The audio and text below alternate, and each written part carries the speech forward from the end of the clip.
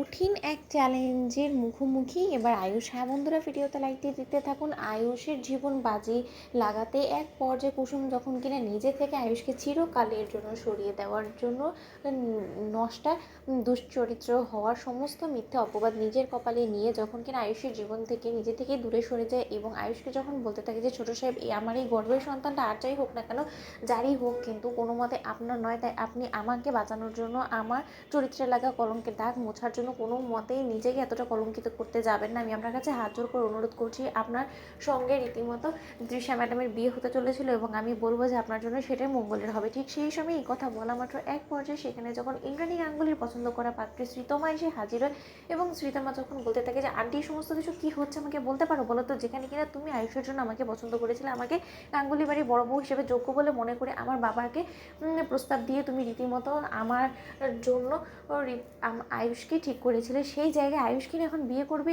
এই পাগল মেয়েটা তৃষাকে। এটা কি হচ্ছে বলো তো? আমার জীবন নিয়ে এরকম ছেলেখেলা করবে এবং সেটা কিন্তু আর যাই হোক না কেন আমার বাপি কোনো মতেই বরদাস্ত করবে না। ঠিক সেই সময় মিস্টার ব্যানার্জি যখন বলতে থাকে যে হে ইউ, তোমার লজ্জা করে না? তুমি এরকম মানসিক ভারসাম্যহীন এরকম পাগল বোনটাকে তুমি একজন সুস্থ সবল মানুষের ঘাড়ে গুছিয়ে দেওয়ার চেষ্টা করছো? বলো তো কি হচ্ছে এটা কি মিসেস গাঙ্গুলি? এই সমস্ত কিছু যদি আপনার করার ছিল তাহলে আমার মেয়েকে কেনই বা আপনি এরকম করে দুম করে ডেকে পাঠালেন, আপনার বাড়িতে নিয়ে গেলেন এবং এত জাঁকজমকভাবে প্রেসের লোকেদের সামনে ইন্ট্রোডিউস করালেন? এবার আমার মেয়ের ভবিষ্যৎটা কোথায় গিয়ে দাঁড়াবে সেটা কি আপনি একবার ভেবে দেখেছেন বলুন তো? এবার যদি আমার মেয়েকে প্রেসের লোকেরা আমার মেয়েকে নিয়ে নানান ধরনের খারাপ মন্তব্য করে তখন কি হবে বলুন তো? দিনের পর দিন আমার মেয়ে আপনাদের বাড়িতে থেকে যে শুধুমাত্র একটা জিনিসের তারা নয়, সেটা হলো যে আপনার ছেলের সঙ্গে আমার মেয়ের বিয়ে হবে সেটা বলে, এবং আপনার তো দেখা যাচ্ছে যে জবানেরই এখনো পর্যন্ত কোনো রকম কোনো ঠিক নেই। এদিকে আপনি শ্রীতমাকে ঠিক করেছেন আয়ুষের সঙ্গে বিয়ে দেবেন বলে, আর ওদিকে আপনি আবার পিঠ পিছনে এই তৃষাকে ঠিক করেছেন আয়ুষের সঙ্গে বিয়ে দেবেন বলে। আপনি দুমুখ কথাবার্তা বলে আপনি কি প্রমাণ করতে চাইছেন বলুন? ঠিক সেই সময় ইন্দ্রাণী গাঙ্গুলি যখন বলতে থাকে যে এক মিনিট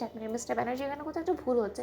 প্রথমত, কুসুমের সঙ্গে আয়ুষের কোনো রকম কোনো সম্পর্ক নেই, সেটা তো কুসুম নিজে থেকে ক্লিয়ার করে দিয়েছে। কিন্তু যতটুকু আপনি আমাকে বলছেন যে আমি তৃষাকে পছন্দ করেছি আমার ছেলের যোগ্য বলে, তাহলে আপনি ভুল ভাবছেন। কারণ ওর মতন এরকম একটা পাগল মেয়েকে আর যাই হোক না কেন আমি কোনো মতে গাঙ্গুলি বাড়ির বড় বউ হিসেবে যোগ্য বলে তো মনে করা তো দূরে থাক, আমার আয়ুষেরই নখের যোগ্য বলে মনে করি না। সে জায়গায় আমি ওকে পছন্দ করবো আমার আয়ুষের জন্য, সেটা আপনি ভাবলেন কী করে বলুন তো?